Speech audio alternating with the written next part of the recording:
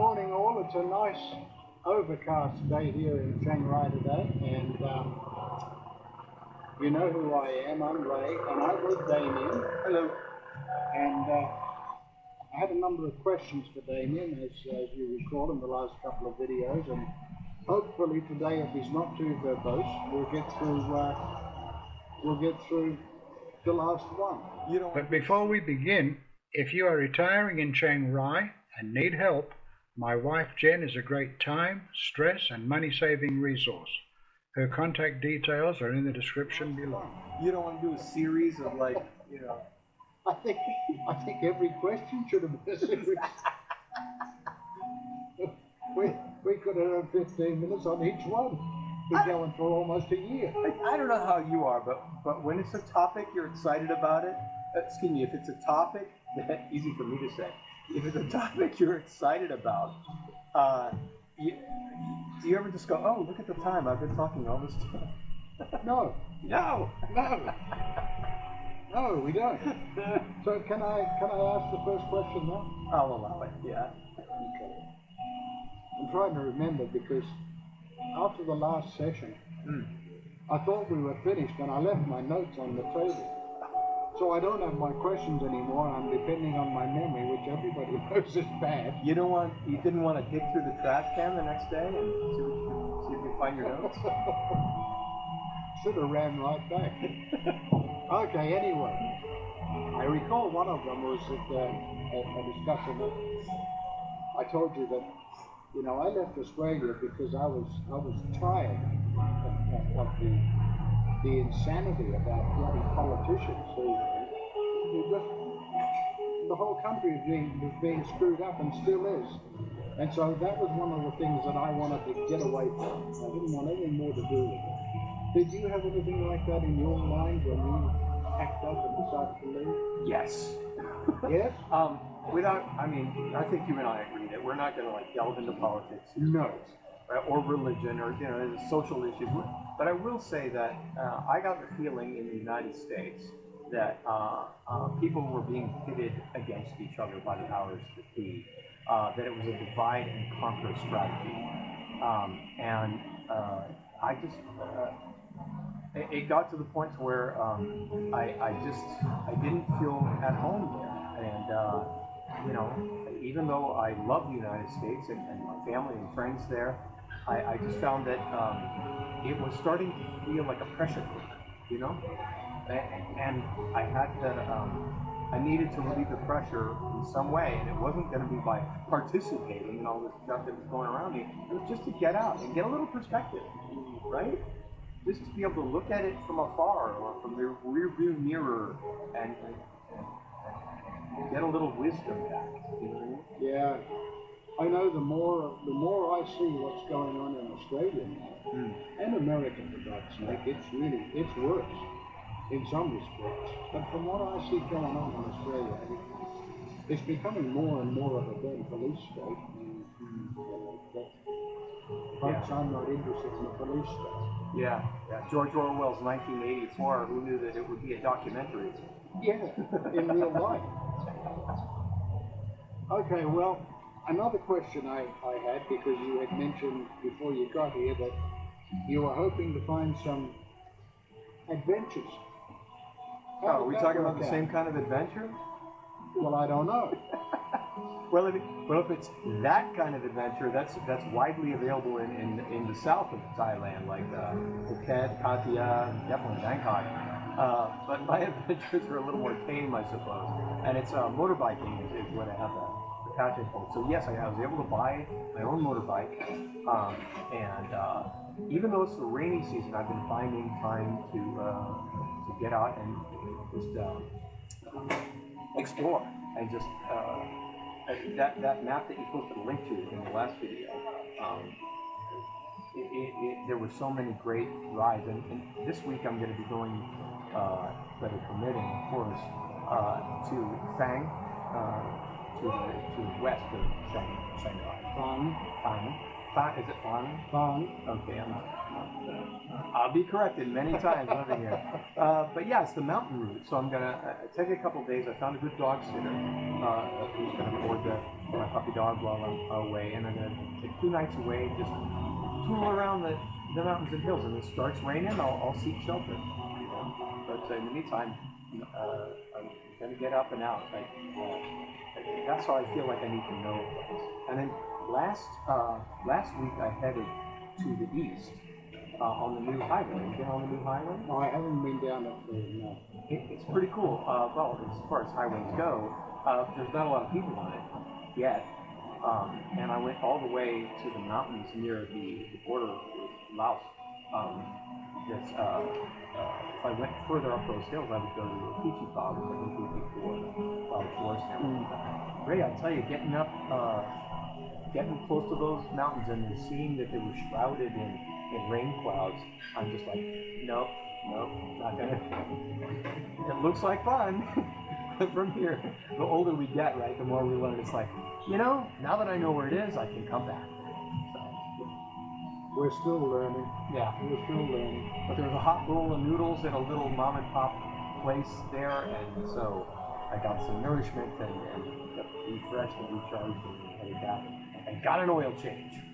Now we talked some point. I think it was you I was talking to about the caves at Chengdao. Was it you? Oh yeah. Okay. Yeah.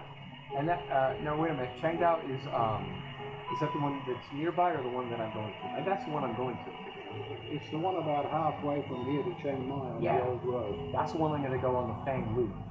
Yeah. Fang Loop. That's a good road. It's a good road to go to Chiang Mai. There's less traffic. That's what I hear. But it's a bit longer. 45 minutes longer.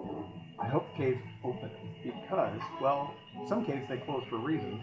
And, but it's going to be Tuesday's going to be a Thai holiday, right? The equivalent of Lent is what I'm doing. What are you talking about now? Yeah. So excuse me. Yeah.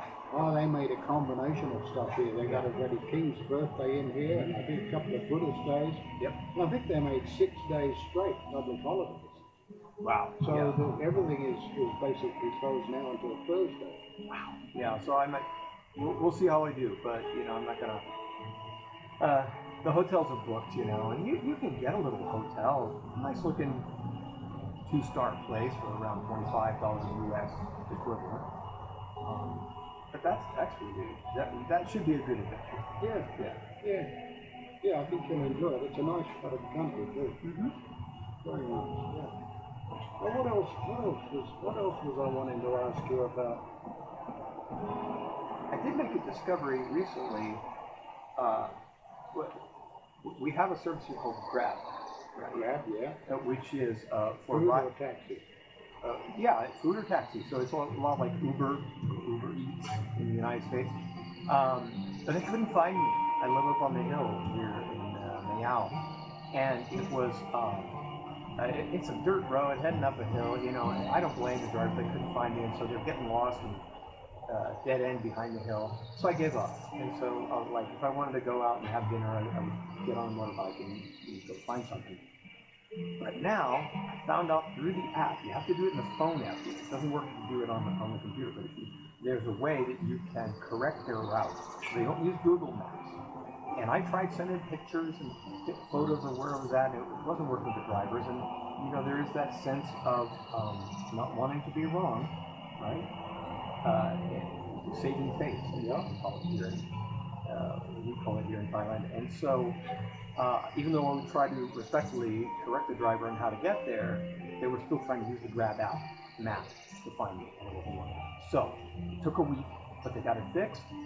Now, I can get just about anything I want.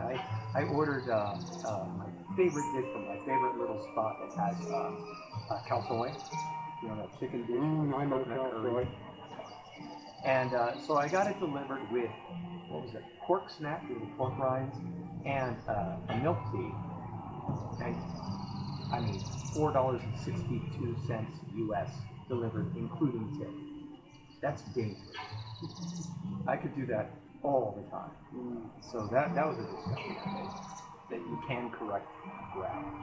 Well, that's good. Yeah. That's good. Now they can find you. How about Lizardo and Kerry Express. That's easier. Lazada's, which is the online shopping equivalent to Amazon in the U.S. That's okay because it's just a handful of drivers and they all kind of know where I live and they know that I tip. Ah. So they're like. So they generally do you first thing in the morning. Yeah, they call me. I get the call and it's always in Thai. Lazada, and I go, hey Lazada, what's going on? And they go, oh, he only speaks English. That's right. Yeah. Thankfully, some of them speak enough to tell you 10 minutes. Yeah. And they say Lazada, and they say, you home? And I say, no, I'm at the Big C, the shopping center. And they say, oh, okay, tomorrow. Tomorrow, okay. Lazada tomorrow. And he goes, Lazada tomorrow. Like the Thais, they love being silly and having fun. They do. They do. Yeah. They much prefer that to anything else. So, I just don't know what I wanted to ask you about anymore, except those two things. What's going on with you, man? You want me to check my social calendar? I was appreciating the fact that Ray, as a hobby, this is just a hobby, right? Yeah, it's just a hobby. But you're putting out videos, what, every couple of days now? Yeah. That's an exceptional production of video content to get out there. Different topics, and I watch them all. I hope you watch them all. But it's really cool how we met. What do we do today before we started? What did we do before we started? We had a little tech day. Yeah, we've been playing around trying to figure out why microphones aren't working properly. And we're both sitting here hoping that these microphones work properly right now. Yeah, and we both brought with us every single plug and cable. We probably brought with us the plugs to our microwave. Everything we could, and it's a couple of backpacks. We emptied them out on a table over there, and then we went through the plugs and stuff, and we found a way that we hope works, and you can hear us now, which is kind of an old way that worked pretty good. So you really answered your own question. Oh, we did. What's going on with you? Yeah, right. Because what's going on with me is mostly I just sit around and do some research and find something that I think might be an interesting topic, and I'm frequently wrong. Yeah. And it's just basically keeping busy. Right on. Yeah, just keeping busy making videos. Good for you. Yeah. Right on. And so, I appreciate your content. I'm sure that a lot of your viewers do. But it's nice that we have a group project now. We work together on the audio today as an example of things that Ray and I are doing together. And I'm having fun. I know you are. Oh, yeah. Yeah, I think it's wonderful. Right on. And oh, you got us something. I just remembered something. And I'm going to confess that last week I forgot, but you didn't see that video anyway. Our next video. Yes. We're going to talk about attachments. Oh, yeah. Yeah, attachments. Attachments. Things that may be stopping you from coming to a place like Thailand and having your adventure. So yeah, that'll be good. Or even stopping you from moving to another state. Sure. Yeah. Yeah. So we'll talk about attachments. Followed up with, since he's so verbose, followed up with another video on detachment, and then another video on acceptance. Sounds like a Buddhist lecture. Well, it's a recipe for success in Thailand. Yeah, actually. right on. Yeah. It's a recipe for success. That's what we want. Okay. I know you're never short of words, but do you have anything else to say? He woke up cranky today, folks. It was raining all night at my place, too. No, I just did, again, thanks for tuning in. Kapun Krap, which means thank you, and Sawadee Krap, which means hello or goodbye. Yeah, we'll see you later. Okay, folks. I guess I'll have to get forced into it. Sawadee Krap.